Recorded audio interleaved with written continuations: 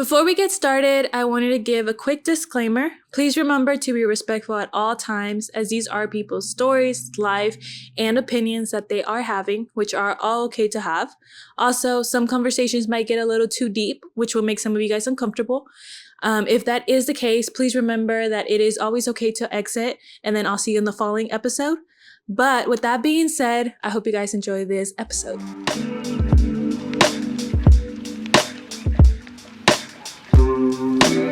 Hello guys, welcome to another episode of Floating Thoughts. I want to start off by saying, well, first and foremost, I hope you guys are having an amazing week and that you guys are doing well. I do want to start off by saying a huge thank you to everyone that has been supporting me. I know that I have gained a little bit more of subscribers recently, so I do want to say thank you. And if you're new here, my name is Lally and I am the host of Floating Thoughts. So with that kind of being said, I hope that you guys enjoy this episode.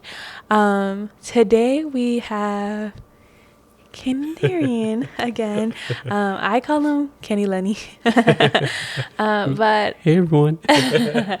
But I did want to kind of bring him because today I do want to talk about what's really been floating around in my head.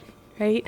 I feel like I've had a couple of people be on here and be on the hot seat. Yeah, true. And it kind of makes, I think I'm taking their perspective for a moment. Like, I kind of am taking the hot seat today, but I wanted him to be here because I'm not going to lie. I've filmed this 6 times and it's just been very, very hard for me to film this particular episode, and I know why, right? But I was like, can you be on it? Because I feel like it just makes me feel a little bit more safe to kind of talk about it. So today I wanted to talk about the word healing. Okay. I kind of wanted to talk about, first and foremost, like, what does the word healing mean to you? I mean, for me, I would say healing is something done within and done, like, by self, for self, and not because of, like, you're having someone else in mind because you feel like you have to be better in order to help someone else. Well, no, you need to help yourself. Like, you need to make sure you're fine. Forget everybody else and focus on you. Focus on everything, every wound or scar that's on the inside that the world can't see, but you know is there. I think you need to, like, work on those, heal those wounds, and not more so say wipe them away because they won't ever go anywhere, but to the point to where you can actually, like, talk about it, shame that devil, and actually go through life not allowing that to hinder you in any type of way, in any type of growth way, or any type of just actually becoming an adult and, like, actually evolving as a human. Yeah. That's an interesting take. I think for me, I have it more like, I feel like it's kind of a very similar definition, but I think it's like, to keep it short, it's not even to keep it short. I think to me it has always been like healing and process intertwine. I got you. And did I say that right? Intertwine. Intertwine. I know what you said. What's it called? Yeah. So I feel like it's kind of how you said, like, it's a kind of like it's an open wound, and it's gonna take a process to kind of the wound to close, but there can be scarring. Yeah, you know what I mean? So it's absolutely. Still like a pathway, but it's like a process to get to that, and not end goal, but how would you say, like a that sense of, not you made it to the finish line, but that sense of like evolution, to where it's like you can, whether you see it or not, other people can see your growth. Like, people can see the glow in you again, basically. Like difference. It should be a difference, not. It's like how we have scars from when we was kids. I feel like everybody got them. If you was knees. any type of competitive, you got that like scrape on your knee, and you see it now, but you know it came from your childhood. Like, you remember yourself crying. Like, exactly. But now you know, like, oh, I don't want to get that anymore. So some people, they put knee pads on, or some people they be more aware of, okay, let me let me not just go run wild. Yeah. Let me make sure I'm aware of what I'm doing and cautious as I go about this particular like moment. No, you're right. I didn't think about that. I did kind of want to, I know at the beginning of the episode I was kind of saying how I filmed this about 5 to 6 times, and that is because this particular topic makes me very uncomfortable. So if you are watching, I know some people just listen to it. If you are watching, I'm so sorry if I like throw you off with like me moving a lot or moving my hands a lot. It's just because it does make me very, very uncomfortable. But I did feel like I kind of owed it to you guys to also be vulnerable and put myself in that space where I also feel comfortable sharing with you guys, even if it makes me uncomfortable, but realizing that there's growth within that, you know. And actually I was thinking about it, and we kind of had a conversation briefly about it, like just the word healing and what it means. And I think sometimes we don't really see how far we kind of healed because we're so stuck in like maybe like not like the now, but also we're so stuck in trying to perfect ourselves in a specific way that we forget how far like we've come. And I didn't tell you this, but something that really actually brought up this whole conversation for me is that when I was in college, I graduated 2019, and I did the commencement speech for my college, and I was looking at it today, remember? So I was looking it up, right? Don't ask why, I really don't know why. But I was looking it up. Don't go look for it also. But I was looking it up. Don't stop communicating. No, I was looking it up, and I felt my body get really hot, you know, when I was looking it up, when I was about to start speaking. I do want to say that my phone didn't load, so I never really like fully watched it, right? But my body was getting hot because I was like, I could see myself about to start speaking on there. And it kind of like, we were driving back here, and I started like thinking about it, and I was like, dang, like that's a big accomplishment. And I didn't see it that way. Like I was more so like, oh, I just have to write this commencement speech and then kind of get it over with, and then what's next, you know? And I never like saw it that way because I feel like I was thinking of it more like kind of, I said, like what's next. And it wasn't until today, which is so weird, that it kind of hit me that I was like, oh, I never told myself like that I was proud of myself for that.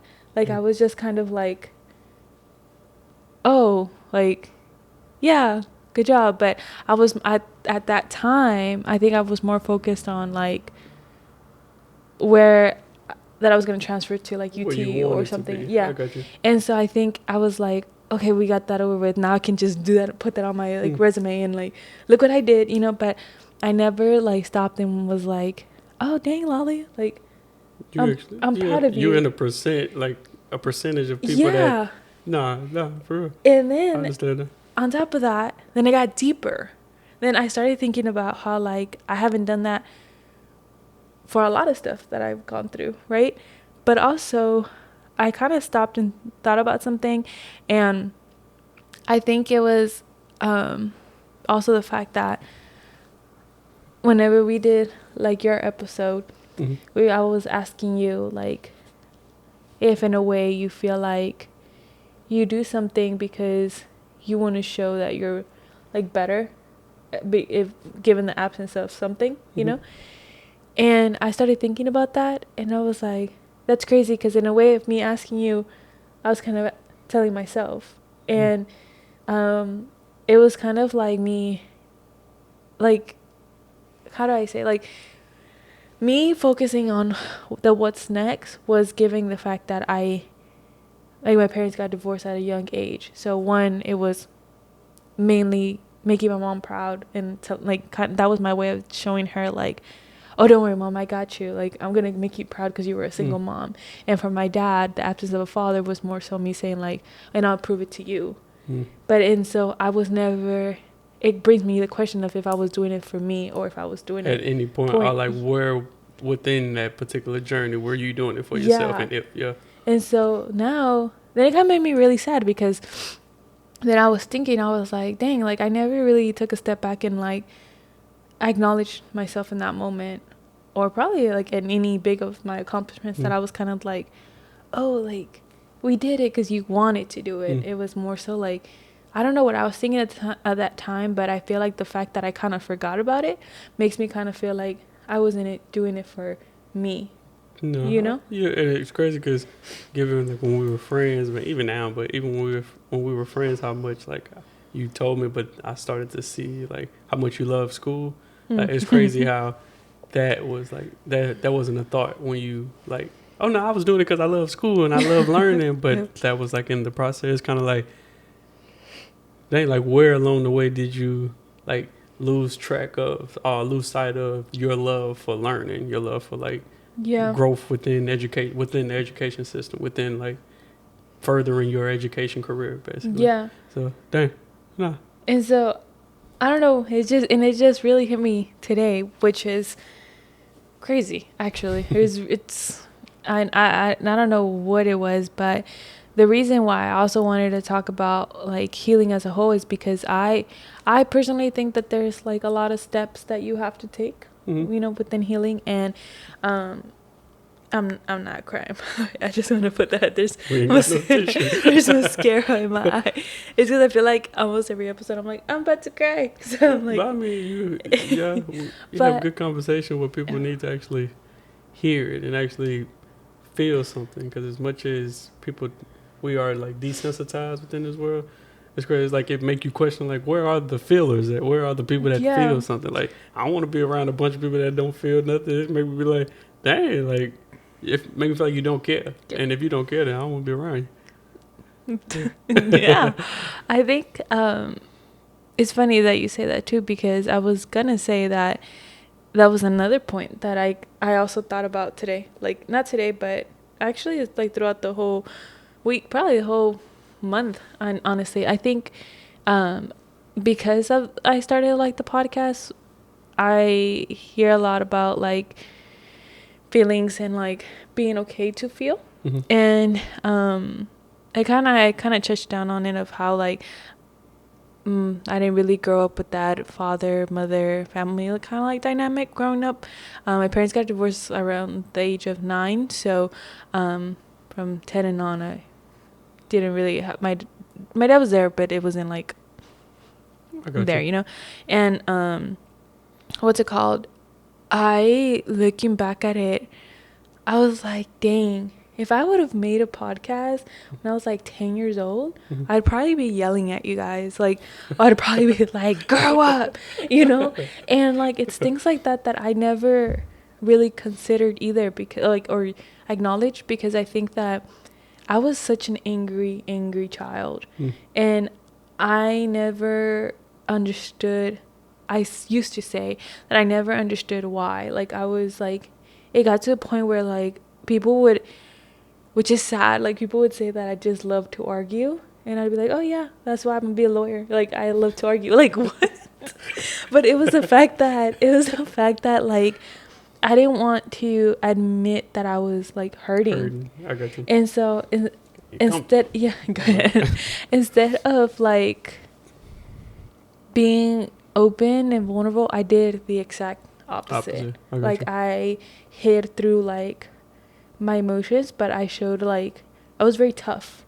I was a tough person, and I think that that's why now I am so happy to say that like I feel, and sometimes I feel like if I could go back and tell myself something, I don't even know if I would tell myself something. I think I would just hug myself, because I feel like at the time that's probably what I needed. I just needed to feel like, oh, I'm gonna surpass this, but it's not time, because I think I had to go through that to get to where I am here. And I feel like I was thinking about that, and I was like, dang, like, because a lot of people do tell me that that I am like very like like one emotional, but like I don't want to say just help people. What is the word? Like, oh, like empathetic, I guess, right? I would say empathetic or sympathetic towards a lot of situations. And I like now, me knowing that now, I never really like was like, oh yeah, I am, I was just like, oh, okay. But I think this month was the month that I was like, oh, would you have caught me a couple years ago? I would have been like, I don't care. I don't care that you feel that way. You know what I mean? No. So I would have been a villain in your story. Like, you could have, in other people's eyes, they would have seen you as a villain. They would have probably hated me, yeah. I probably am, because I'm pretty sure I had like friends here and there. I got you. Yeah, that I probably yelled at them or like something just from being hurt. And I think I always used to say that like that was just the way I am, but back to episode number 2 or 3 that we talked about, it wasn't that. It was the fact that it's almost like a cry for help, and especially because I was a kid, I feel like it was more so like, oh, you think I want to be angry all the time? I don't. But it's like, I don't want to say I didn't have no choice, but at that time, I think it felt like I didn't have a choice but to, actually resort to like that particular like behavior. And it's kind of like I don't know, I'm pretty sure everyone has probably experienced this, but that one kid in your class when you was younger that was like always getting in trouble and stuff like that. And it's, don't get me wrong, you got the ones that just being class clowns, but then the ones that it's like, damn, what's wrong? Like, he always angry or she always angry. What's wrong with them? It stems from something at home, whether it's within parents or whether it's something like something else, just something that it comes from home. Because it's not, they're not just starting it at school and is it happening? No, they're bringing it from home, doing that. And I think that's why like I give so much like credit to like sports. It teach you let that go when you come into on the field, when you come into this court, like when you come into this business, all this personal stuff, leave there. But I think the one thing that you don't get within the sports, or I would say within the sports, but they don't like teach that I wasn't taught was you still have to handle those personal like emotions that you have, because if not, one eventually is going to affect this particular your business. Is going to affect that some particular way. So it's crazy because you try so hard to like not bash your like self and like, oh, like dang, like I was crying out for help and stuff like that, but you're just a kid. Like it wasn't your job to fix it. And I'm not blaming your parents. It was your parents' job. It was your parents' jobs to talk to you. A parent's job to talk to you, talk to their particular their children. And I think some parents are scared to talk to their kids because they see them as kids. These kids understand. I just see kids on these iPads and be like, boy, how you know how to? He know how to go to YouTube, know how to go find exactly what he want. Like these kids fall in love with Minecraft. I be looking at that game and be like, y'all building your own world? I was worried about killing somebody on the game. And I wasn't worried about building my own world. Yes. Like, I agree with you, and then I don't. Because like both ways, right? Because I feel like I also think about it as like, for example, my parents. My mom had never gone, both of them. They had never gone through a divorce before. So this is like their first time going through something like that. And we were their only kids, so it's like there's a first time being parents too. So I feel like if, let's say, my dad had gone through 3 divorces, right? You know how the whole saying of like first time is a mistake, second time is a choice or something like that, right? I feel like I'd be like, all right, would you have to have learned the second time around or like at some point like that. But given the fact that I feel like it's, what do you say, like that it was the first time, it's kind of like the whole saying like that's the first time living too. I feel like they were at that time it seemed like they were doing the best that they could, but not knowing how much it was probably like affecting their kids, you know? Nah, And like I feel like maybe now they're probably like, because I think sometimes we do just think about ourselves, because I mean we're living in our own body, right? I got you. But I feel like sometimes we do, maybe that's a thought within their own healing process, that they're like, oh, I could have done this better because and that's crazy. This is how my kid came out or something like that, you know? And that's crazy because as kids, I think we don't realize our parents are dealing with their own like trauma, with their own things that they need to heal, and it translate.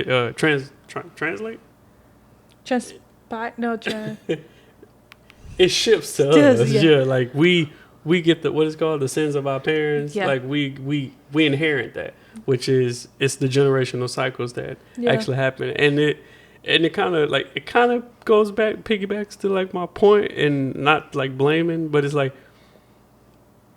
that's why having a kid is a serious thing. That's why you should be married before you have a kid. And I know a bunch of people don't believe in that, but it's just wait. It sound bad, but it's going to eventually. You're not supposed to have a kid out of wedlock. That's and I know it's gonna sound bad for people, but you're not having that's a bastard. Like God gonna have to adopt that child because he doesn't have actual like parents, but he has parents, but in the sense of being married beforehand. But I think, and it's not even like I get like the situation like you were saying, but that time when like they got married and decided to like have kids, communication should be had before that. Like that they should have. That's why you get to know your partner is figure out what's your generational cycles. What's my generational curses? What's my generational curses cycles? I think like once you figure out those things, you can be like, oh, sometimes it'd be like, wait, what? Yeah. You deal with what? And it's like, you need to know what could possibly come up. Like, you need to know what what curses you're going to have to break. Because I think those things you need to be aware of. Because if you got a, prime example, let's say if you have your significant other, they got a generational curse of like, let's say, let's just say they have like something where you can like catch up on where you be like, oh dang, and then you have kids and you see it, you start to see it, and you be like, where did this come from? Yeah, well, it shouldn't be like a shock. Yeah, you should be like, oh, and that's what like you should be prepared for. Like it's right, it's in your face, but some people want to look past it. They want to turn a blind eye because it's family. Yeah. Like nah, if your family can't be real with you, then who gonna be real with you? And it's like I think that's what family. I think that's what family is for, to be real with you. Like I'm acting stupid. Yeah, that was dumb. Like, but I think you also like that's also another thing that's very like interesting to me, because growing up, I didn't like, you're surrounded by certain people, right? Of course, like that you go to school with, and like. Even like, for example, maybe, and I'm so sorry in advance too, because I know that a lot of also kids deal with like abuse, within their family, like households, right? That's a real good one. That's a real good one. So I sometimes like, I feel like you think that's normal, as a kid. I'm talking about as a kid, because that's all you know. Because you're innocent. Yeah. And then you kind of like go to school, or like you just surround yourself with other kids, and then you start learning like, oh wait, like your parents don't do this to you, like they don't abuse you, or like things like that, and it's kind of like no, and then that's when you start like realizing like, oh, maybe my family's not okay, or like, but sometimes it's even crazy because some kids become so used to that it's kind of like, oh, maybe your family's in the wrong. That becomes their norm. Yeah. And so like when you say like that you believe like family is they're supposed to like be real with you, it's kind of crazy because that's how your family is, right? Like, you grew up with a very like tight family. And I want to say like, I mean, I'm not airing my family out, but like my immediate family, like we're like that. But like my like overall family, they like to fake it and not like that. But as a kid, I thought it was like cool, and then I always heard my mama like point out certain things, and like when I was young, I was like, but I mean, mama, that's our family, okay, yeah. And then as I got older, I was like, no, mama, right? Like, none of that, but it hurts, but it feels very, very pointless. That probably be a bad, like a harsh word, but I would say it hurts when you're in the room with your family and it doesn't feel like it. Family. Yeah, it feel like you with some friends Or that you haven't seen in a long time, and you're like, oh yeah, and it's like, if I go to a family reunion, I'm just talking to my brothers and sisters and my mama that I see almost every single day. What I'm here for? Like, what we faking it for? Because we can be in here having a good time, doing whatever. I think we're having a good time, and then we leave, and one of my cousins or uncles or aunties or whatever, they go home being abused. Yeah. They go home and on drugs. Yeah. No, that's what we need to talk about. And I feel like it's a harsh conversation, but we family. That's why when what Kanye said in Family Business, and he was like, and if you did, that's family business. Like, we gonna keep everything in home. Can you tell that he likes music? He's always quoting like this is. I think like that's family, and that's how family should be. Like, we should be able to be in this house. We should treat it like Las Vegas. What happens in Las Vegas stays in Las Vegas. What happens in this house stays in this house. But in this house, we're going to keep it real. We're going to talk. And you've seen it. Like, when me and when you've been around my family, like, we joke, we laugh, and, like, we catch up and make sure everybody good. But then it gets to a point where the conversation get real, and you'll be like, oh, they finna argue. But we're not arguing. We just having a real conversation to let you know. Well, really just a conversation. Exactly. Yeah. It's a way of, even if I don't tell you I love you, you know through my actions. Yeah. And I'd rather live like that than be, I love you. And faking it. Exactly. And it's like, not like, who want to live like that? Yeah. And if you choose to live like that, not respectfully, but you sad. Like, you, and I mean, I know that's harsh, but you really living sad, because why are you accepting that from your family? And I know it's hard to, like, probably, like, wrap your, like, mind around, but why are you accepting that from your family? Like, I feel like that's for anybody too, though. Like, it's like anybody that you consider that's like, even like friendships. I feel like if you've been friends with someone for X amount of years or so, and they tolerate everything you do, sometimes I feel like that's a problem. Yeah, exactly. In the sense of, like, especially if you know that's harming you. Because I feel like some of the closest friendships that I have, I feel like we don't talk every single day, but when we do or something, it's crazy because you can really see the difference in, like, dynamics, like what it means to be an associate, what it means to be a friend. Because I feel like they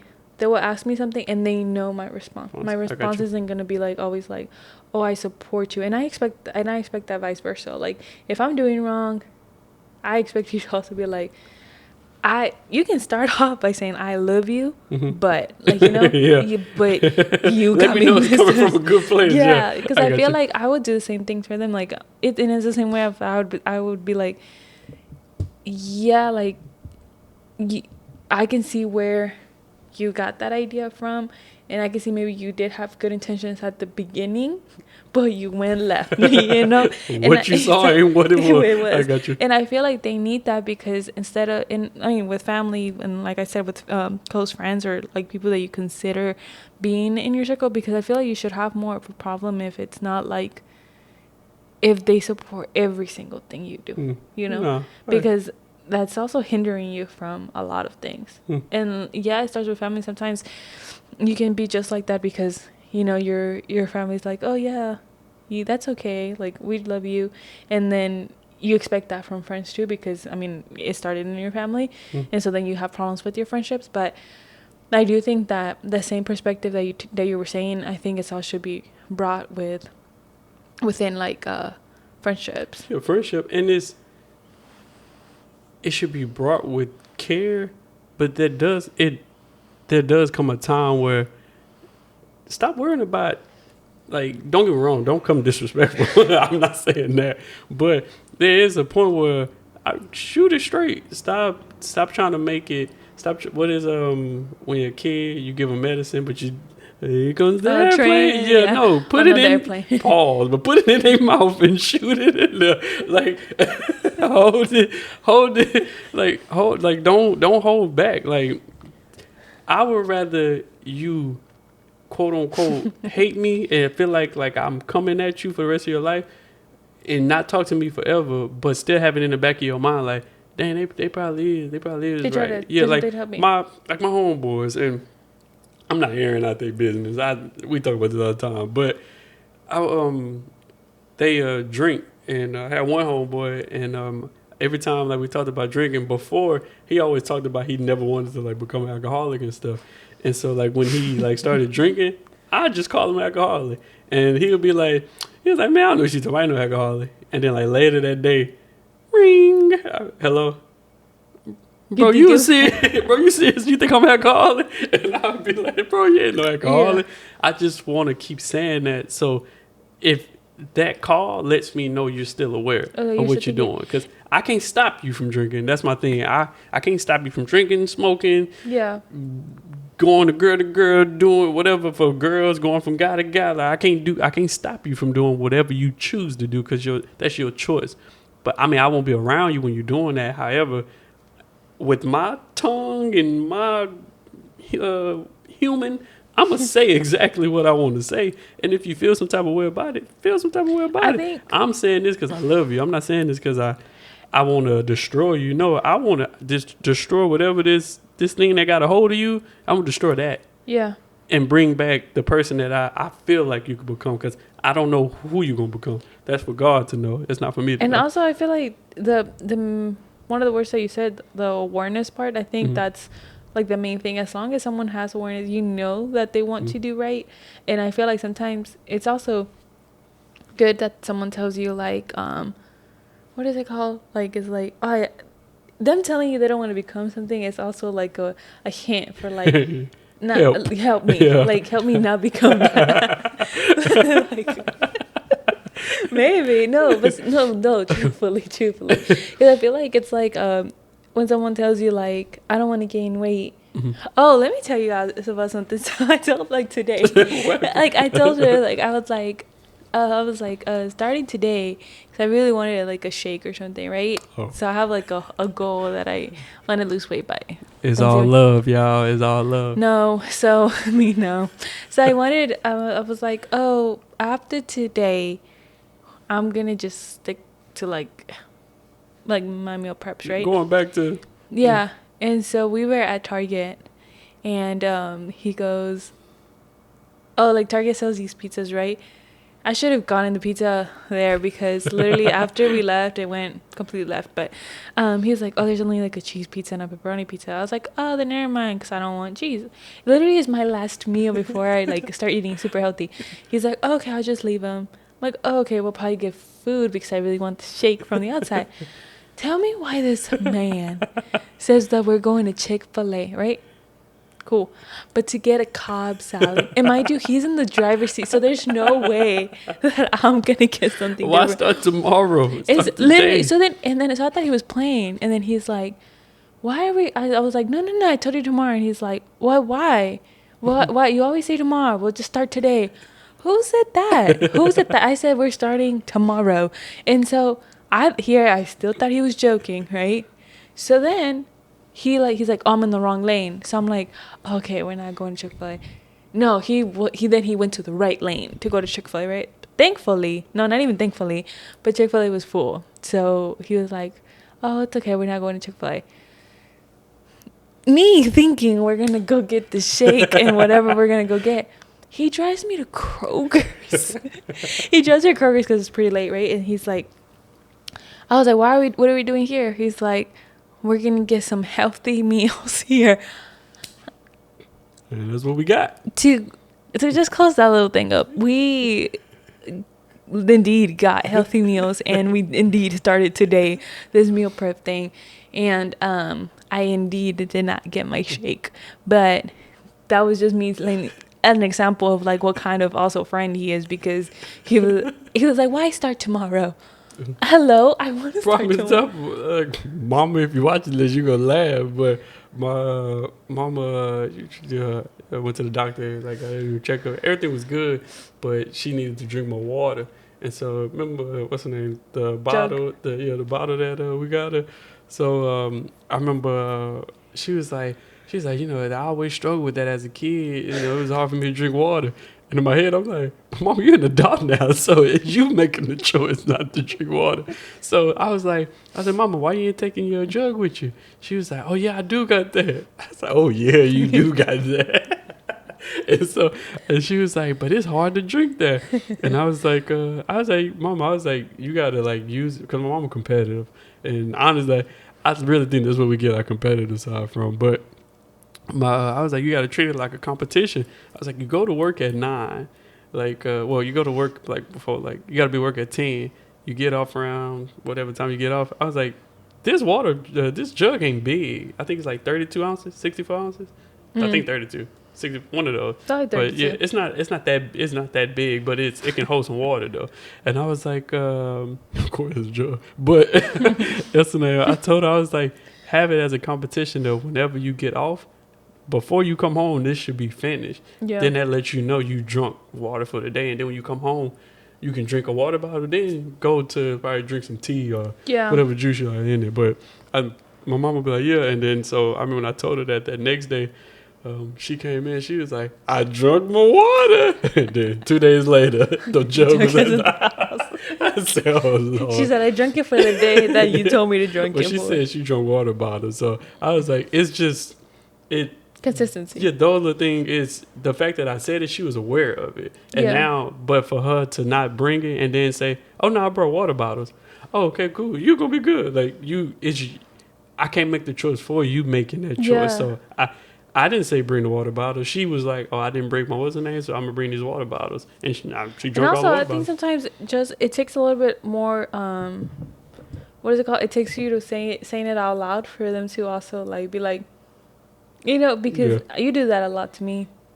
You do it vice versa. Oh, yeah, but I'm talking about you right now. You do that a lot to me. Like, you were saying last time, I don't know what he told me, but he was like, I was like, oh, I'm going to do this. And he was like, oh, yeah, you must have really not wanted to do it. Like, he told me, like, the next day or something. He's like, because you didn't start. And that's one thing that you can really just hurt me. Like, if I know I want to do something and if I don't do it, like, I think I'm a firm believer that you are your biggest, like, disappointment sometimes. Like, if you don't keep the promises to yourself, like, somebody else can break a promise to me, but, like, me break it to me, it's going to hurt me 10 times more, you know? And so whenever he told me that, I was like literally jaw dropped. Like, I was like, you don't really think I'm going to do it? And he's like, oh, no, I mean, I know that you can, but, like, it doesn't look like you want to do it. And then after that, I forgot what it was, but after that, I was like, oh, I'm going to do it. Because I was like, no, I did tell myself, but most importantly, it was the fact that it was said, like, out loud, that it was kind of like, oh, okay, I needed that, like, reminder, you know? Because I do it to myself. I feel like we set alarm clocks to wake us up, but just because you woke don't mean you actually woke. Like, we need alarm clocks. You're doing the extra job. Exactly. So I think I always tell myself, like, I mean, you hear me say this to, like, you, anybody, myself all the time. I always be like, if you really want to do it, you ain't got to tell nobody you're going to do it. Do it. Yeah. And then let people be like, when you did this. Like, I think for me, that's a I'm proud of myself moment. Yeah. Rather than somebody actually saying, oh, I'm proud of you. Somebody saying, wait, like my music video. My brother's like, when the heck you shot this? And I was like, oh, I did it over there. And they was like, what the world? Now they got to go watch it to actually see what I'm doing rather than telling people, dang, that's crazy you say that. My mama told us this as we was little. Stop telling people your dreams and your goals. Like, it's not their job to see your vision, because sometimes we'll tell them and hope for them to say something like, oh, wow, this is the next best thing. They ain't got to say that, because if they be like, oh, okay, oh, that sounds cool, I guess. Now you hurt, and now you allowing them to hinder you from chasing your dreams, your goals. And then that's when you start thinking about, kind of going back to, like, the healing thing, you start thinking about your past trauma, and you start allowing that to, like, keep... that maybe you're not, like, good enough to do something. Exactly. Yeah. And I think, like, that, stop telling them, just do it. And it's like, sometimes, don't get me wrong, we do, like, feel like we want to talk to somebody. Talk to God. And you got to really protect your heart, protect your, like, loins, like, guard your heart. There you go. Like, know who to talk to. Like, stop just telling everybody. And that's what I was gonna say. I was gonna say that it's so important for you to know who you're talking to about like your dreams and like your aspirations, and you have to tell someone that truly respects you, like, and like respects you as a person, because I feel like mind you, yes, that we also live in a world of like people just like mimicking and copying other people's like art and creations. Mm-hmm. But besides that, I feel like we also live in a very evil world where like not everybody wants good for you. Not everybody, and the sad part is that not it's a lot of people that actually don't want good for you, you know. And sometimes people can see you having that like that drive and like you that you are able to create, that sometimes even though they know and they know that you can succeed doing it, they won't want for you, and they'll pray for your downfall, you know.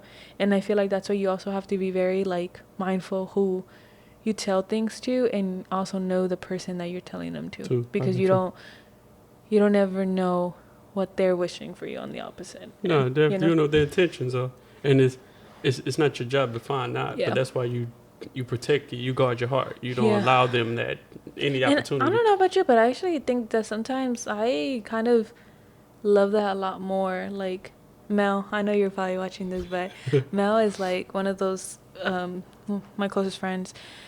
She's my best friend really, but that she like every single time we talk to each other, we do go a long period when not talking to each other, and then we'll talk to each other again, and then like everything she told me like a year ago she's already doing, or if not she created different goals for herself that now she's accomplished, and then vice versa. Like she'll be like, oh, you did this, and I'm like, oh my god, you already did this.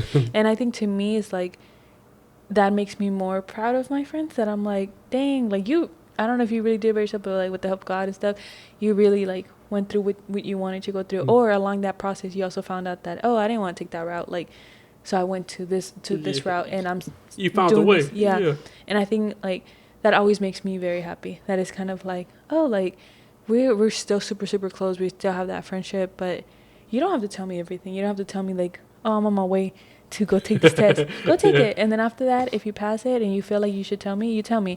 If you want to wait till you get that job and then tell me, then shoot. If you failed and you want to tell me, and if you didn't and you don't want to tell me, don't tell me. Tell me till you pass it and then you get that job, you know? Hey, nah, respect, because you don't want to be the person that every time I like win, I tell you. But when I lose, crickets. It's like, nah, like when I sent the resume out to the job and they denied me, and I said, baby, I got fired.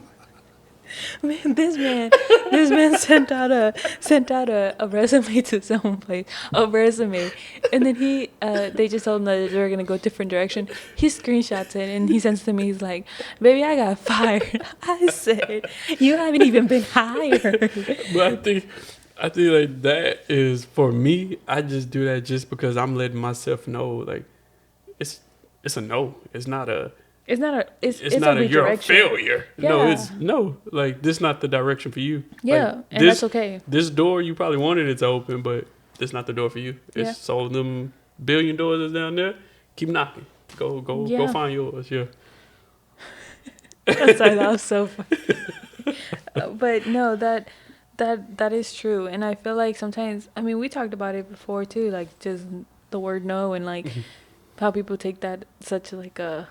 They think that you should just go cry in a hole and like just dig your grave. Be like, no, that means like there's better things out there for you, and you're just not seeing it now. And it's like, it's a lot of things that like the whole I know we kind of went like to a whole different direction. Sorry about that.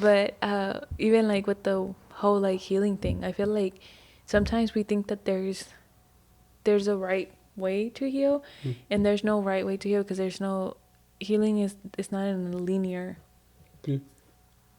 Not to go not to like cut you off, but I would say there is a right way to heal, but I think we search for it within like something in this world, and it's like that's something that like inside of us that we can't get to, like, but what's impossible for man, it's possible for God. And I know there's some people out there that don't believe in God and are still searching for God, and that's why you build that relationship with God for yourself, so you can actually understand like how to talk to God, how to humble yourself, how to like go about life, how to deal with those particular like traumas, how to understand it, to know that it's a generational curse. It's not your fault. like to actually sit down and actually allow God to heal you through that trauma, because that's your, as much as, don't get me wrong, my mom is my mama, my dad is my dad, but when we die, that's why in the Bible it says my mom and my dad is not gonna be my mom and my dad. They're gonna be my brother and my sister.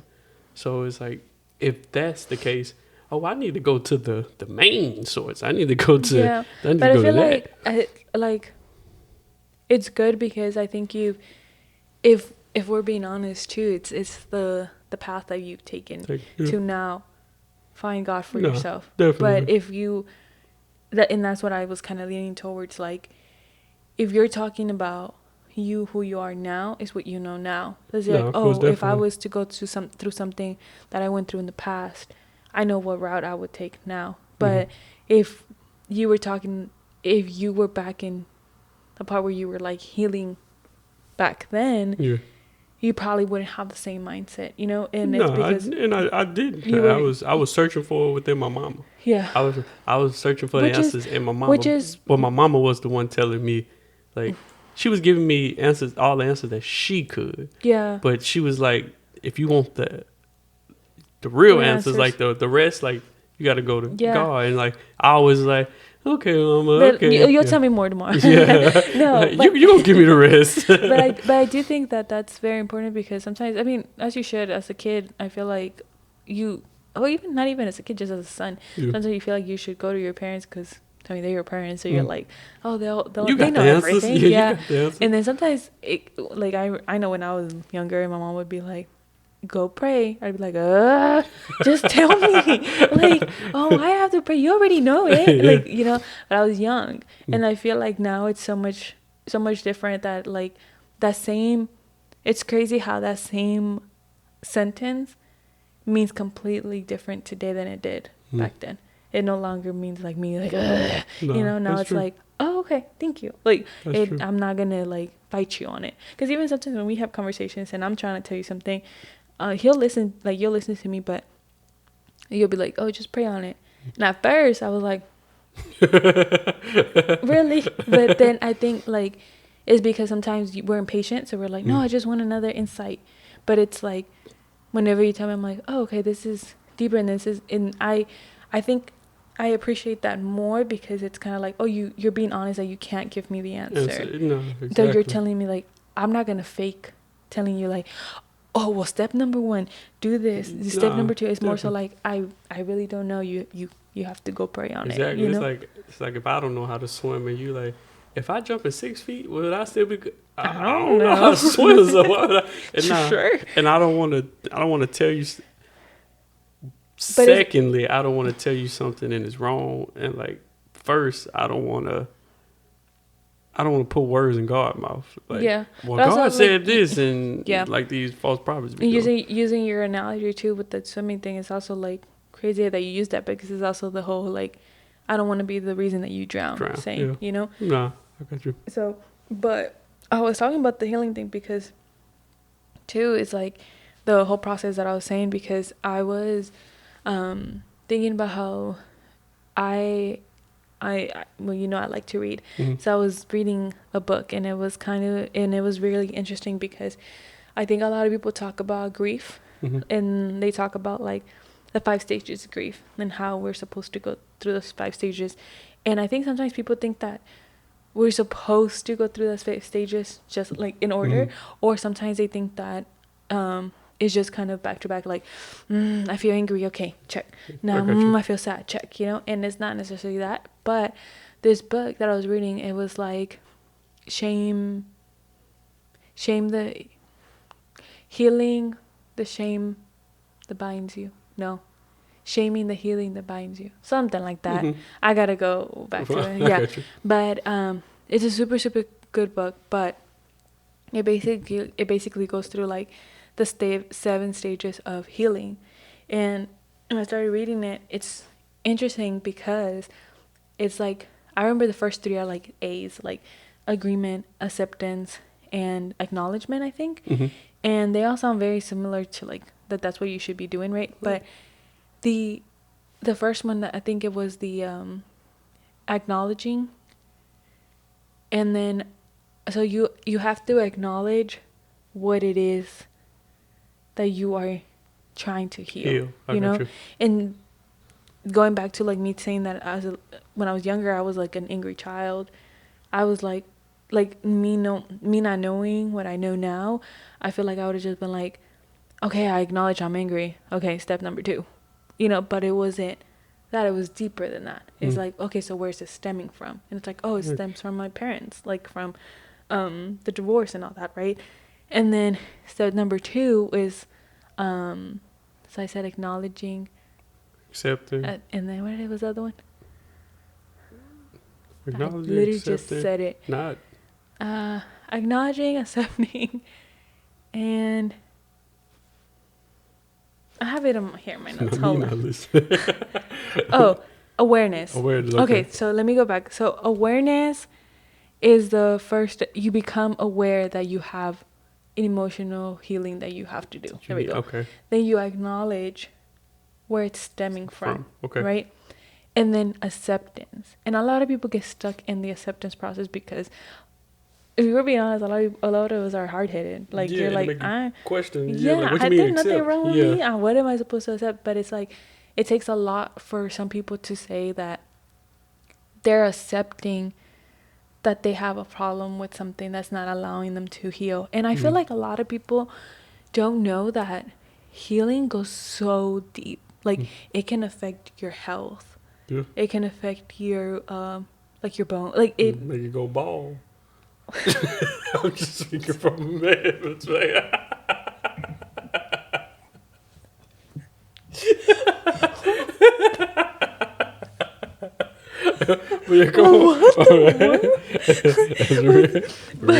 But somebody bald watching it like that. Let me go back into this. Okay, so then I'm reading off this because I do think that this is very like interesting, and when in the book dives like really deep into it. But so you accept it, and you accept that you're leaning towards letting go of this hurt, right?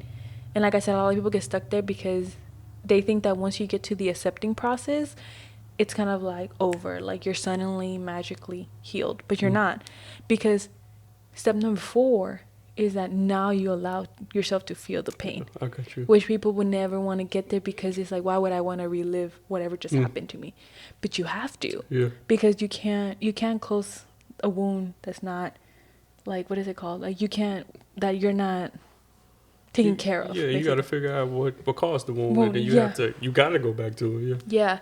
And so, and it's interesting because I personally thought that after you feel that pain, then it's just kind of like, oh, you have allowed yourself to feel. I thought that after that, that's when it's closest. You're just like, oh, okay, like you're magically supposed to feel like, I am all right.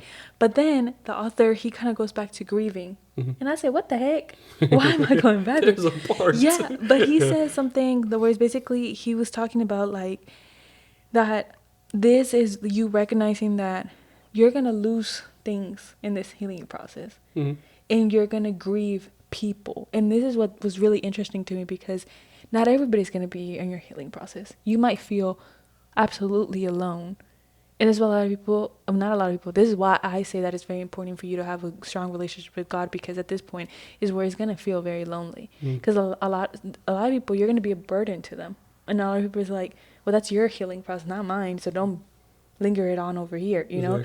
So if you don't have that strong, like, faith, or you don't have, and you're not, like, strong mentally there, I feel like that's the part where you can feel very... Yes, lonely, but also you can restart your healing journey. Because you want to latch back onto those people. Yeah. You don't want to be lonely. Yeah. Right. And then, so it's not it yet. So then after that, you mourn those losses, whether it's the losses of who you were, because you're healing, or mourning the losses of people. Then you transition to the process of forgiving. But it's not necessarily saying forgiving someone that broke you. It's forgiving yourself, which is the very interesting part. Because people don't realize that throughout this healing thing, you blame yourself a lot, and what you could have done better, and the what ifs. And a lot of people are seeking oh, well, they have to apologize to me. And I think that this is the part that gets a lot of people, because it's like, you don't have to get an apology from anybody. You forgive yourself that you put yourself in a position where you allowed someone to hurt you, that they cared for you. You put that much responsibility on yourself when it wasn't your responsibility. Exactly. I got you. And then, so you're forgiving yourself because you allowed yourself to go through these emotions of anger, of sadness. You kind of, in a way, allowed yourself to be disrespected. Yeah. You know, and that is big. And then finally, the last step is moving forward. And I feel like that one is like very, also, like, all of these steps are very like hard, but I think the last one is very, like, it is one of the hardest ones too, besides the forgiving. Hey guys, so our camera died. So I believe that I was talking about the last step of the 7 steps of healing, which was moving forward. I might repeat myself just a tiny bit, but basically, we're almost done, I promise. Just to kind of close out the episode, I did want to say that. So the last step was moving forward, which means that necessarily, really what it means is just that you have, what is it called? Not succeeded, but like when you check off all of them, I guess. Like you have checked off all the other 6, and now you have entered this new step where you are literally doing all 6 in one. So you have acknowledged all of this. You are now accepting the fact that you are moving forward, and you are leaving things behind and things like that. And I think probably getting to that last step is what makes you realize that you are going to be like okay, and that you have entered that level of like, I'm healed. But I do want to say that it's kind of like you're healed from that, like whatever you were healing from. Does that make sense? Yeah. Because I feel like, unfortunately, we live in a world where we're going to continue going through steps in our life where we're going to re-experience grief. We're going to re-experience wounds. People are going to hurt us. Not everything. That doesn't mean that you're just like in a bubble where nothing else can hurt you anymore. Sad, right? I wish like that wasn't the case, that it was like, I've healed, now I just get to throw whatever you want at me. I got you. But unfortunately, we don't live in a world like that. But one thing I can say is that after like I read that book, or also just like kind of saw healing into steps, it kind of opened a different perspective. And it's kind of saying like, if something else was to come my way, I know how to attack it now, kind of, you know, what steps I need to take. And it's more to say that it's okay to kind of go backwards sometimes, but it's never not okay to not move forward. You know, you can take that pause into like, okay, maybe I can't go into the next step because I haven't fulfilled one, but it's never okay to just stay stagnant into that one, but just because of the simple fact that you don't want to move on, because you're doing you more of a disservice. Yeah. Exactly. Rather than a service. Well, yeah, this is a disservice. But this is all to just say kind of that healing is not something that is, which is ironic. Healing is not something that's gonna just cut off right there and then. You're always going to go through a moment where you might have to re-heal, you might have to reopen that wound, and you might have to go through it again, because trauma can linger for a whole long time. But you do want to make sure that while you are aware of something that you're going through, you want to make sure that you do, what is it saying, like you do I don't want to say attack it, but yeah, like you want to do the work when you know that you are capable of doing it, and not doing it whenever, like, in the long run, where now you're affecting other people. Or when you're forced to do it and you're just doing it because of something. Yeah, instead of doing it for yourself, if that makes sense. And I really felt like before the camera died, we were I was about to say something deep. I felt like it, but maybe it was not meant for me to say in this episode.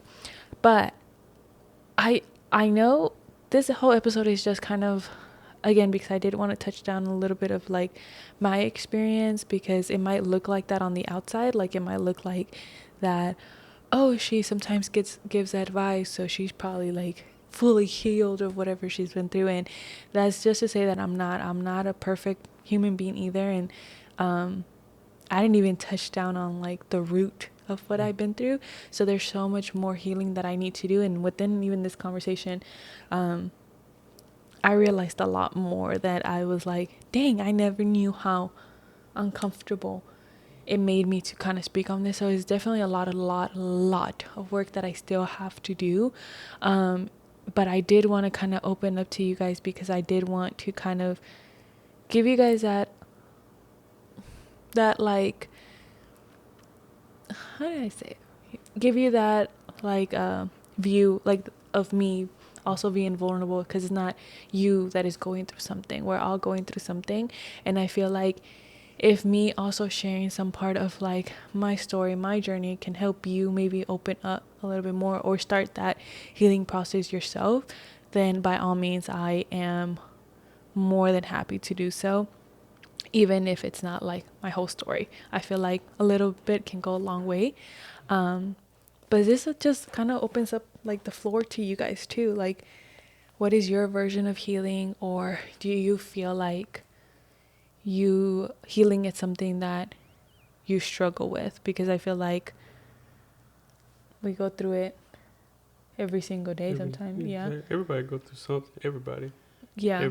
So I feel like just because if you want to read that book, go ahead and read that book. But also like know that that's not me telling you that that's the healing method. Yeah, that's the perfect path. And just, I do want to say something before we just kind of close it out. I do want you guys to know that while I have my own like values and like beliefs and like opinions, when I created this podcast, I did want to make it known that it's vice versa. Like, you might have a different value and opinion and belief, and I might not agree with you, but that's what the safe space is for you to share that, and we can go back and forth without it being a negative environment, because I feel like that's the beauty within the world. We all have different opinions and different thoughts that we all share together, and we can learn from one another.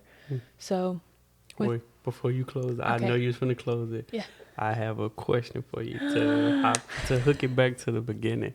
But so you said when you was younger, you were that like little girl that was like you like to debate, argue, whatever like you want to call it, because you felt like you were hurting on the inside.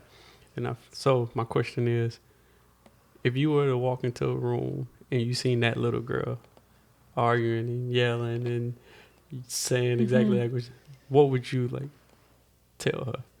What would I tell her? Be like, girl, you don't know. What would I tell her? What would big Lally tell little Lally? I feel like, that's a good question.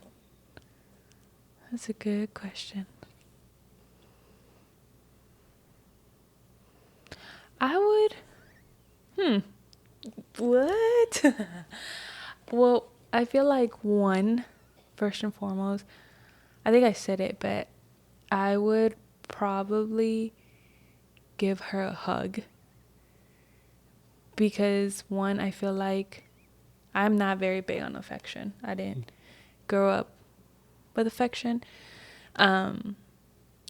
But I would probably give her a hug, because I think that would prepare her for a lot more that's to come in the future. And then I think I would tell her, I know everybody always says like the whole like, you're going to be okay, which I love that. But I think I would tell her that everything that she is going through now, every emotion that she's feeling is going to prepare her for what's to come in the future. And she might not see it right there and there because she's such an angry little girl, but that in the future she is going to be one of the most caring, non-judgmental people that she would ever meet. And that while she might feel alone right there and there, that she's going to be her own best friend. So, and I would just tell her to keep going. I would tell her to keep going because she's going to go far. I'll tell her that. I'm me getting teary-eyed. But, wow, I didn't know that. Don't ask me that. Dang. Not you got me crying over here. That's real. I don't have tissue. No, I need it. Let them roll. But with that being said, if okay, I'm good. I'm Gucci.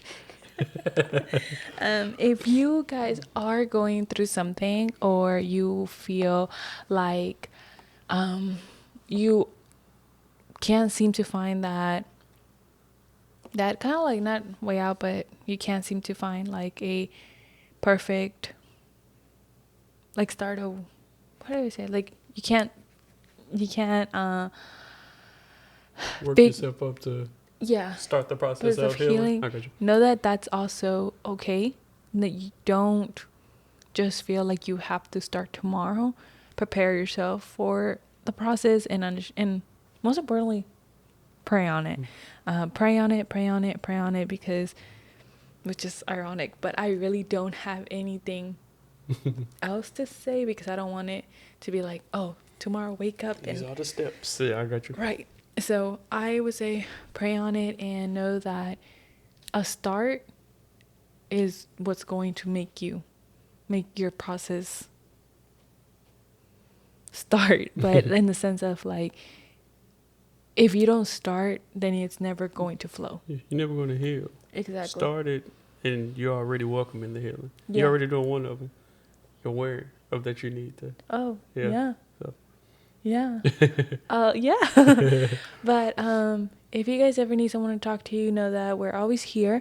And my Instagram is linked in the description.